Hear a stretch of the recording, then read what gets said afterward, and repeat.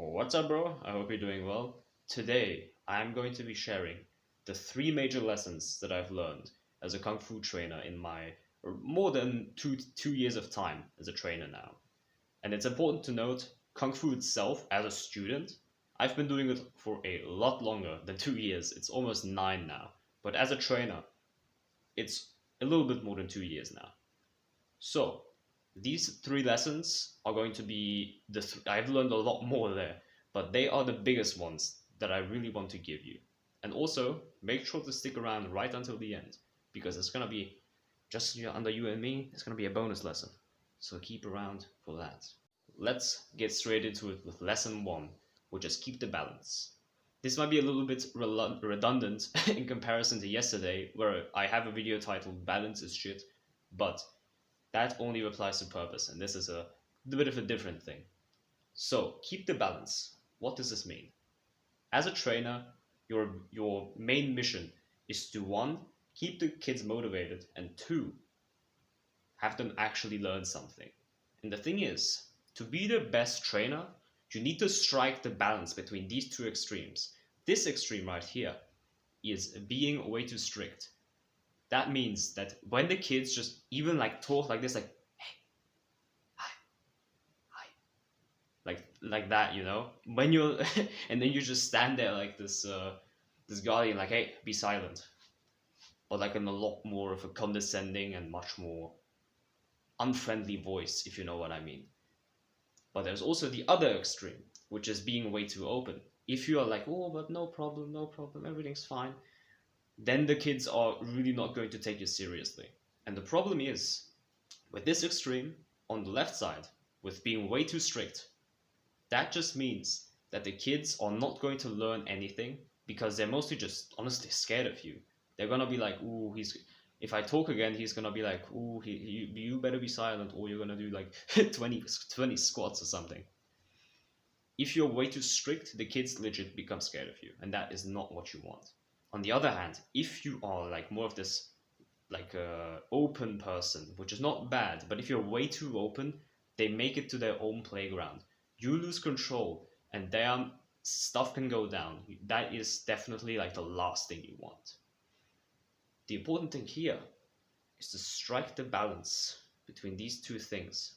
You need to show authority when needed, but you should also be open, friendly, and always have like a warm aura around you.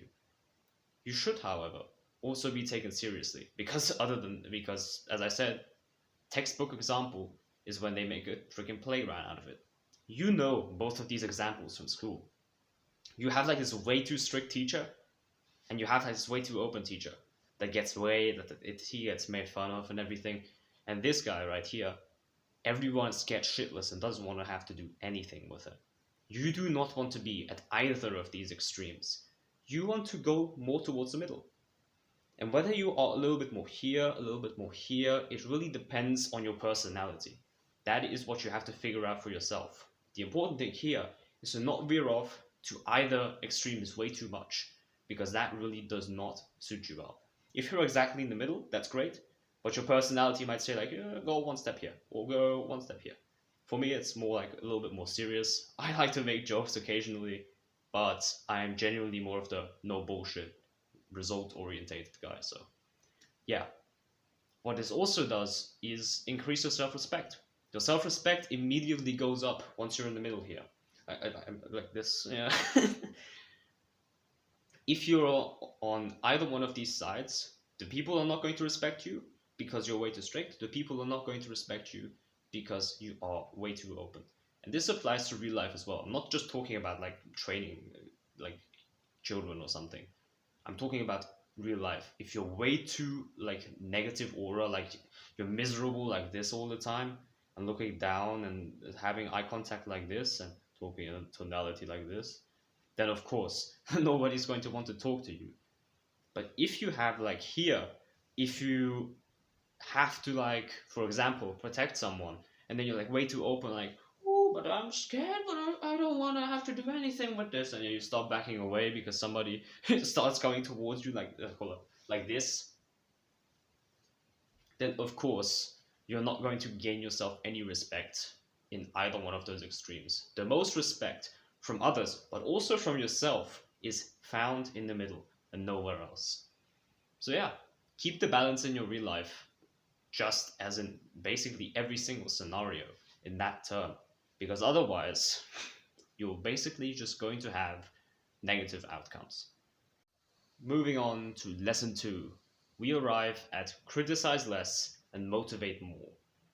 As I mentioned, our main goals as trainers is two things: motivate the kids to come back and teach them stuff, because that is the way that we get to like actually do our job. And if we don't motivate them enough, then they're just not going to come back. And if they're not going to come back, then they can't learn anything. So the main objective is to keep them motivated. And that is why motivation beats criticism. Because if you criticize the kids, if you criticize them like one time, they're going to be like, okay, yeah, fair enough, happens. But if you are going to criticize them chronically and they're like, that looks bad, you could do that a lot better.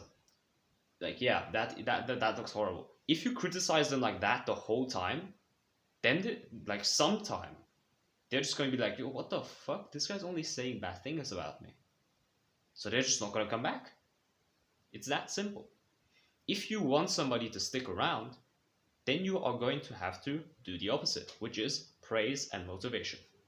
That is exactly why we are not required to, but we're definitely encouraged to motivate the kids up. So even when they do the smallest thing right, like they have like this fist here, and they put their thumb from here to here, which is very important, by the way. That, even that, we say like, yeah, this is you're doing a good job. Your thumb is on the right place, and they're like, oh, nice, cool. And that is very, very vital, because you need to learn to criticize only when needed. Criticize only when like they're making a fist, they have their thumb in here, and they have like their arm like this, and I'm like, okay, we need to work on that. Put your arm like this. Put your arm like this. Okay, get your thumb out. Get it on the side. And after that, say like, yeah, there you go. Good job. That's how you do it. Praise is very, very important in kids, because otherwise they learn a very negative feedback loop. And that is not what you want, because that is the stuff that they grow up with. If they grow up with a very bad, like negative belief and mindset, that will not be a good thing in life. But that's basically it. And motivation is really, really important. Like, this is just my own rule, but I try to compliment and praise kids at least 5 times as much before I give criticism. I only do it for myself, but I think this is a very good guideline. You should only criticize when possible and praise the smallest things, as I've already said. But this is basically like Pareto's principle, like 80-20. 80 is motivation and 20 is criticism when needed. So yeah, learn to criticize only when needed. And just imagine this, you have a huge ability with your ability to praise. Because imagine you meet your friend on the street the next time you go, maybe to the supermarket or just on a walk, and they're like, yo, what's up, bro? Damn, your hair is looking really nice today. Just imagine how amazing you would feel. You'd be like, yeah, thanks a lot, man. That's a very nice compliment of you. That is the power that you have over other people as well. Maybe the kids are not going to be as receptive of that, because one, they're still pretty small, not completely developed. But the aura and the way you say things is definitely going to reflect on them. And that can be said for every single person out there. So yeah, learn to praise, learn to criticize less. That's lesson 2. Lesson 3 is honesty. This is more of a lesson that the kids have taught me than I've learned from my own observations. But it's basically the fact that kids are the most honest people in the world. You probably know this to a certain extent already. But kids are so goddamn honest. Like I remember once, there was a kid that thought the training was really boring, and he came up to me like this, like, "Hey, I think the training's boring." Like I almost burst out laughing, I'm not gonna lie. But it's very, very alien to us because we are not used to this.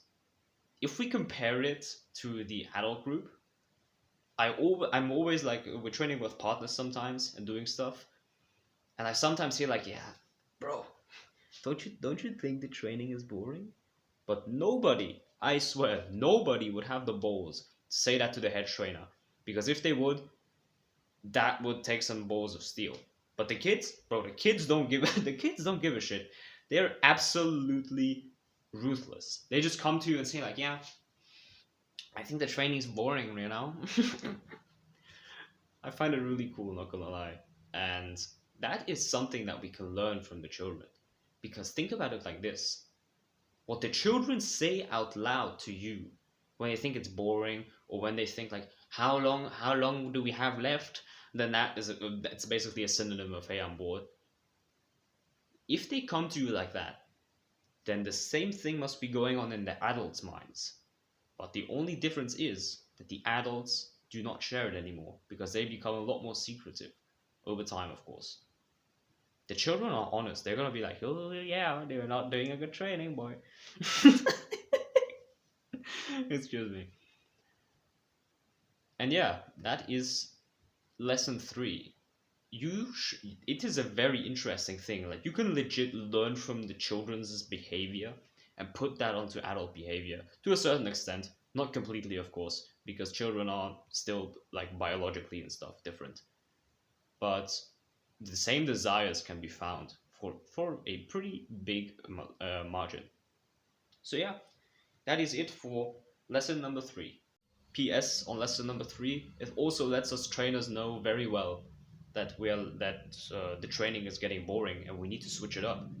So when you get this feedback of, hey, something's not going so right, then you get like an immediate feedback loop, and I am very grateful for the kids for that. Because if one child comes to you and says like, hey, this is boring, then okay, fair enough. If it's 1 out of 15 or something, then okay. But if 3 or 4 or 5 come to you and, hey, like, this is getting boring, then you're probably doing something wrong. And while it's not very often that it occurs, it can help very much to see like which exercise is cool, which exercise is not so cool. So that is also a very, very handy benefit. If you've stuck around till now, here's your reward with the bonus lesson. And that is the fact that kids have way more fun than you. And that is completely true.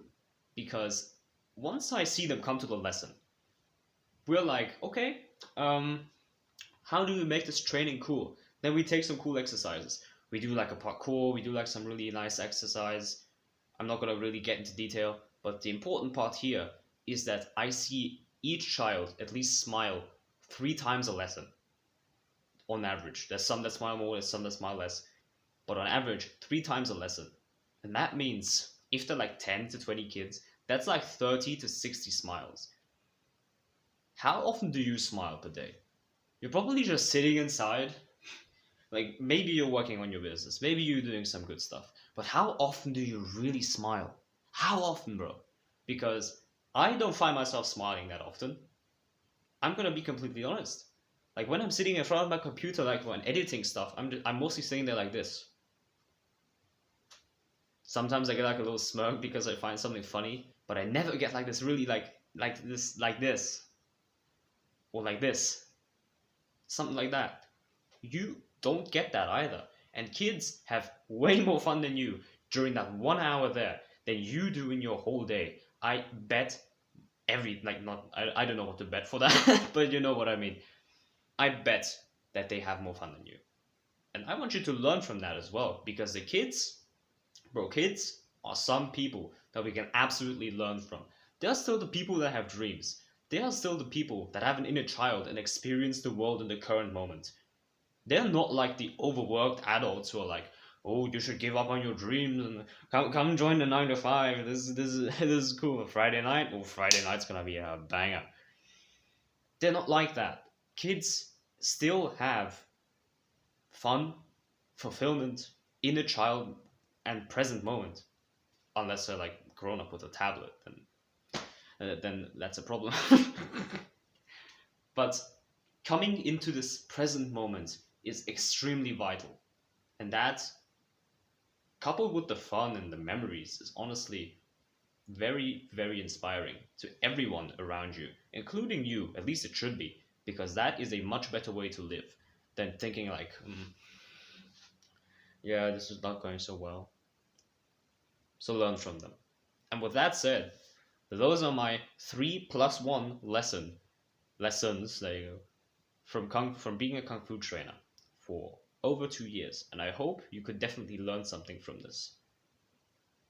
Apply this information as best you can. Thank you very much for watching, and I will see you next time. Make sure to subscribe.